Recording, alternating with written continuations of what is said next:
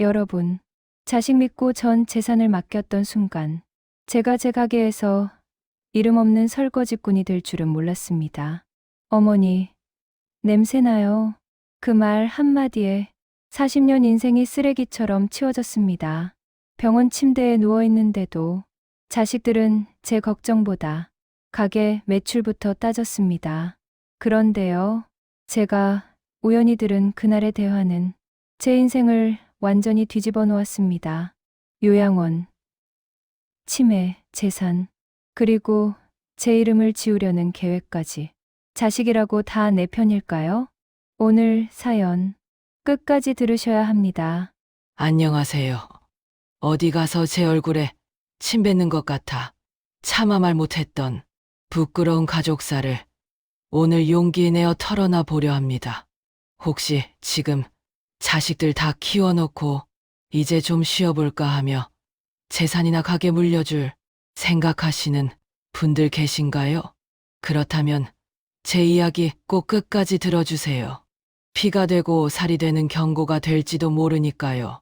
저는 올해 72, 충청도에서 40년 넘게 곰탕 손만 바라보고 살아온 김말순입니다.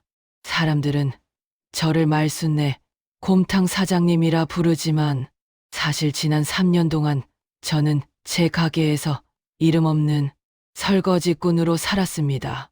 그것도 내 배 아파 낳은 아들과 며느리 눈치를 보면서요. 제가 곰탕집을 시작한 건 남편이 일찍 세상을 떠나고 갓난쟁이 아들과 단둘이 남겨졌을 때였습니다. 살 길이 막막해서 시장 귀퉁이에 가마솥 하나 걸어놓고 시작했죠. 새벽 4시에 일어나 소핏물을 빼고 하루 종일 불 앞을 지켰습니다. 제 손은 기름때와 화상 자국으로 성할 날이 없었지만 뽀얗게 우러난 국물을 보면서 이게 우리 아들 대학 등록금이다. 이게 우리 아들 장가 미천이다. 생각하면 힘든 줄도 몰랐습니다. 그렇게 40년을 버텨 번듯한 3층 건물까지 올렸습니다.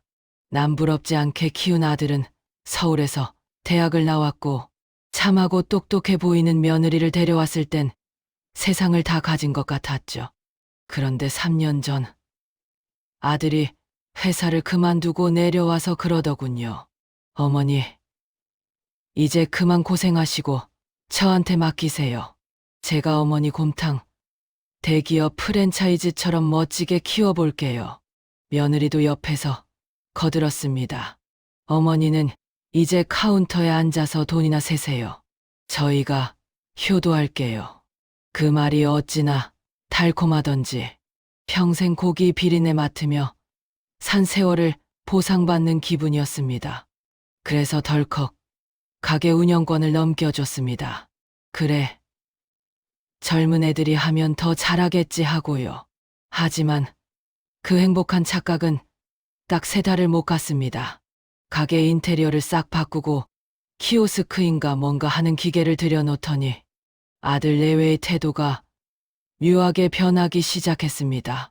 하루는 제가 단골 손님이 반가워서 홀에 나가 인사를 하려는데 며느리가 제 앞을 막아서더라고요.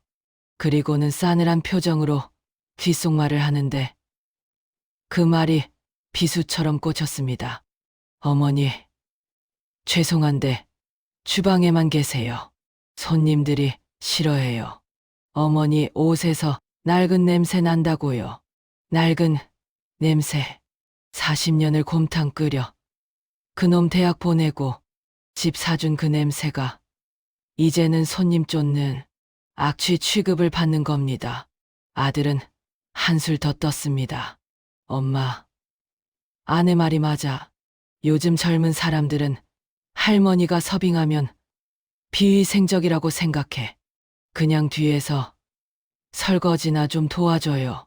인건비도 아낄 겸. 기가 막혔지만 참았습니다. 자식들이 잘해보려고 그러는 거겠지. 내 방식이 촌스러운 거겠지 하며 스스로를 깎아내렸습니다. 그렇게 저는 사장님에서 주방 구석의 투명 인간이 되었습니다. 허리가 끊어질 듯 아파도 하루 종일 쭈그리고 앉아 그릇을 닦았습니다. 더 기가 막힌 건 돈 문제였습니다. 매달 200만 원씩 용돈을 주겠다던 약속은 첫 달 만에 깨졌습니다. 이번 달은 적자다. 재료비가 올랐다. 핑계도 가지가지였죠. 제가 병원 갈 돈이 없어 카드를 달라고 하니 며느리가 한숨을 푹 쉬며 그러더군요. 어머니, 밥 드시고 잠 주무시는 거 다 가게 돈으로 해결하는데 현금이 뭐가 필요하세요? 아껴 좀 쓰세요. 정작 본인은 명품 가방을 들고 다니면서 늙은 시어머니 파스 살 돈은 아까워 벌벌 떨던 그 눈빛, 지금 생각해도 치가 떨립니다. 그러다 결국 사단이 났습니다. 과로로 제 무릎 연골이 다 닳아버려 수술을 해야 했습니다. 입원해 있는 일주일 동안 아들 내외는 딱 한 번 왔습니다. 빈손으로 와서 한다는 말이 가관이었습니다. 엄마, 퇴원 언제 해? 주방 이모 쓰려니까 너무 비싸. 엄마가 없으니까 육수 맛이 달라서 손님들이 짜증낸단 말이야. 대충 약 먹고 나와. 내 몸 걱정은커녕 돈 걱정, 육수 걱정뿐이. 자식들을 보며 병실 침대에 누워 하염없이 울었습니다. 내가 자식을 잘못 키웠구나. 괴물을 키웠구나. 그래도 자식이라고 억지로 퇴원해서 절뚝거리는 다리를 이끌고 가게로 향했습니다. 그런데 가게 문 앞에서 믿을 수 없는 광경을 목격했습니다. 가게 셔터가 반쯤 내려져 있는데 안에서 낯선 남자들과 아들 내외가 웃고 떠드는 소리가 들리는 겁니다. 뒷문으로 몰래 들어가 숨을 죽이고 들어보니 내용은 충격 그 자체였습니다. 사장님, 이 조건이면 대박입니다. 촌스러운 가마솥 싹 다 치우고 우리 본사 공장 육수 쓰시면 돼요. 간판도 말순내 뭐 이런 거 떼버리고 세련되게 바꿉시다. 프랜차이즈 업자의 말에 아들이 맞장구를 치더군요. 그렇죠. 저도 그 가마솥 냄새 지긋지긋했어요. 어머니, 고집 때문에 못 바꿨는데 이제 어머니도 늙어서 힘 못 쓰시니 제 맘대로 해도 돼요. 그때 며느리가 쐐기를 박았습니다. 근데 어머니가 퇴원하면 반대하실 텐데 어쩌죠? 요양원이라도 알아봐야 하나. 이번에 치매 검사 살짝 조작해서 성년 후견인 신청하면 재산 우리가 관리할 수 있다던데. 요양원, 치매 조작, 재산 관리. 그 순간 머릿속에서 뭔가 투둑하고 끊어지는 소리가 들렸습니다. 배신감에 눈물조차 나지 않았습니다. 대신 속에서 뜨거운 불덩이가 치솟더군요. 그래, 너희가 나를 고려장 시키려고? 좋다. 내가 먼저 너희를 내 인생에서 도려내주마. 저는 그 길로 가게를 빠져나와 곧장 변호사 사무실을 찾아갔습니다. 다행히 제가 3년 전 아들에게 가게 운영권은 줬지만 건물 명의와 말순내 곰탕 상표권 그리고 육수 비법 특허는 절대 넘겨주지 않았었거든요. 변호사님이 서류를 보더니 웃으시더군요. 할머니, 아드님이 임대료 한 푼도 안 냈네요? 게다가 상표권 도용까지. 이거 당장 내일이라도 쫓아낼 수 있습니다. 일주일 뒤 아들 내외가 프랜차이즈 계약서에 도장 찍기로 한 날, 저는 가장 비싼 옷을 차려입고 변호사와 건장한 용역 직원들을 대동의 가게 문을 박차고 들어갔습니다. 내 가게에서 썩 나가지 못해 샴페인을 터뜨리려던 놈들이 사색이 되어 쳐다보더군요. 엄마, 갑자기 이게 무슨, 누가 내 엄마냐? 난 이제 내 엄마 안 한다. 변호사님이 나서서 통보했습니다. 아드님, 며느님, 건물주 어민이의 대리인입니다.